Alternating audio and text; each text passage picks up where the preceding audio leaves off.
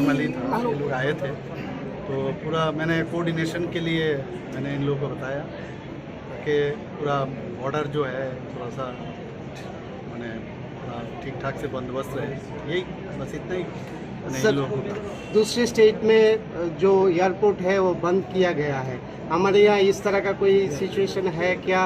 और दूसरी जो है सिक्योरिटी अलर्टमेंट किया गया है क्या, इसके बारे में? नहीं देखिए, हर चीज़ के मामले में केंद्रीय सरकार माननीय प्रधानमंत्री जी के निर्देश के अनुसार हमारे डिफेंस मिनिस्टर से शुरू करके फिर हमारे एक्सटर्नल मिनिस्टर से शुरू करके सभी ने पूरा किस तरह क्या करना है, पूरा डू और डोंट, ये पूरा हम लोगों को निर्देश क्या यहाँ मिलता रहता है, उसी हिसाब से काम चल रहा है। कहाँ एयरपोर्ट बंद रहेगा, कैसे सुरक्षा होना चाहिए, तो लेकिन हमारे तरफ से बहुत त्रिपुरा में जो है सब उस हिसाब से तैयार है, कोई दिक्कत नहीं होना चाहिए। कोई थ्रेट की विषय नहीं है?